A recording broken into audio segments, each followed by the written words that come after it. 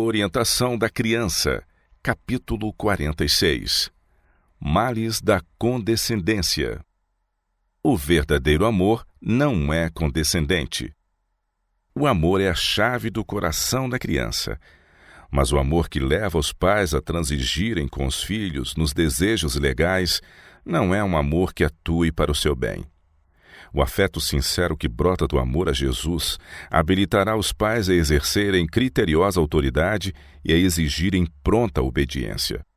O coração de pais e filhos necessita estar intimamente unido para que, como uma família, possam ser um meio pelo qual a sabedoria, virtude, paciência, bondade e amor possam fluir. Demasiada liberdade faz filhos pródigos. A razão de os filhos não se tornarem piedosos é ser-lhes permitida demasiada liberdade. A transigência para com sua vontade e inclinação. Muitos filhos pródigos assim se tornam devido à transigência no lar, porque os pais não têm sido praticantes da palavra. O espírito e o propósito devem ser mantidos por princípios firmes, constantes e santificados. A firmeza e o afeto devem ser fortalecidos por um exemplo amável e firme. A condescendência torna difícil a direção. Pais, tornai o lar feliz para os vossos filhos, mas isso não significa que deveis ser condescendentes para com eles. Quanto mais com eles se transige, tanto mais difíceis serão de dirigir, e tanto mais difícil ser-lhes-á levar vida verdadeira e nobre quando saírem para o mundo. Se lhes permitirdes fazer o que querem, sua pureza e bondade de caráter depressa desaparecerão. Ensinai-lhes a obedecer. Vejam eles que vossa autoridade deve ser respeitada. Isso pode parecer trazer-lhes um pouco de infelicidade agora, mas os livrará de muita infelicidade no futuro. Transigir com a criança nova no erro é pecado. A criança deve ser conservada sob controle. Se permite às crianças seguirem a sua vontade, elas recebem a ideia de que devem ser servidas, cuidadas, favorecidas e divertidas. Julgam que seus desejos e vontades devem ser satisfeitos. Não deveria ela, a mãe, deixar o filho seguir de vez em quando seu próprio caminho, permitir-lhe fazer justamente o que deseja, consentir que seja desobediente? Certamente que não. Pois tão logo faça, deixa Satanás implantar em seu lar sua infernal bandeira. Deve travar a batalha daquela criança que ela sozinha não pode enfrentar. Essa é a sua obra.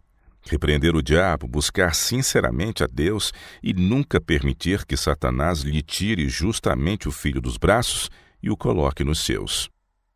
A transigência causa inquietação. Em algumas famílias, a vontade da criança é lei. Tudo o que ela deseja é lhe dado. Tudo aquilo de que não gosta é incentivada a não gostar. Supõe-se que essa transigência torne a criança feliz. Mas são justamente essas coisas que a tornam inquieta, descontente e insatisfeita com tudo.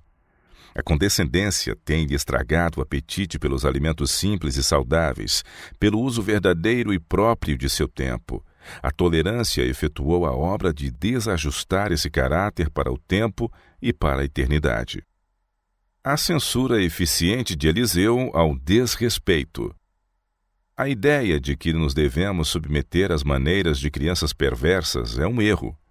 Eliseu, justamente no começo de sua obra, foi escarnecido e ridicularizado pelos jovens de Betel. Era um homem de grande mansidão, mas o Espírito de Deus o impeliu a pronunciar uma maldição sobre aqueles insultadores.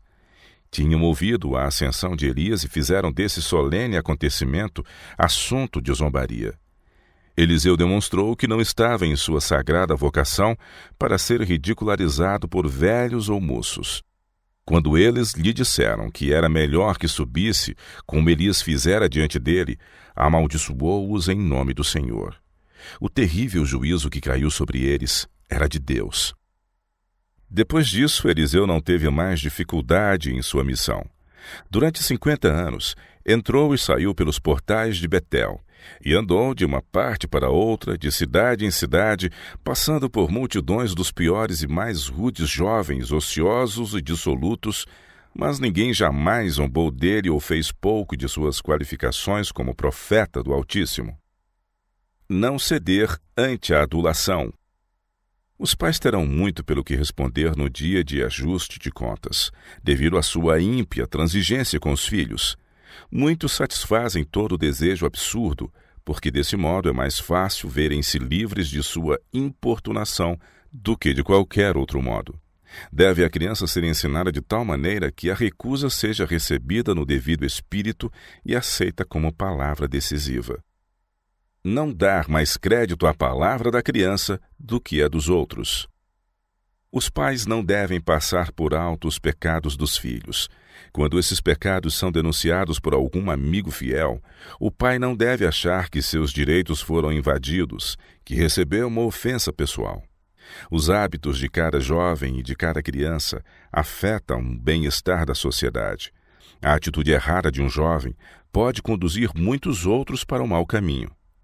Não deixeis vossos filhos verem que dais mais crédito à palavra deles que às declarações de cristãos mais velhos.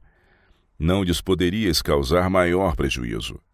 Dizendo, creio nos meus filhos, mais do que naqueles de quem tenho evidência de que são filhos de Deus, incentivais neles o hábito de proferirem mentiras. A herança de uma criança estragada. É impossível descrever os males que resultam de deixar a criança entregue à sua própria vontade. Há alguns que se extraviam porque são negligenciados na infância, mais tarde, incutindo-se-lhes lições práticas, voltarão a si. Mas muitos se perdem para sempre porque na infância e juventude receberam apenas uma cultura parcial, unilateral. A criança que é assim prejudicada tem um pesado fardo a levar por toda a vida. Nas provações, nos desapontamentos, nas tentações, ela seguirá sua vontade indisciplinada, mal dirigida. As crianças que nunca aprenderam a obedecer terão caráter fraco, impulsivo. Procuram governar, mas não aprenderam a sujeitar-se. Não têm força moral para restringir seu temperamento extravagante, corrigir seus maus hábitos ou subjugar a vontade insubmissa. Os desvários da meninice não disciplinada tornam-se herança da idade madura. O intelecto pervertido mal pode discernir entre o verdadeiro e o falso.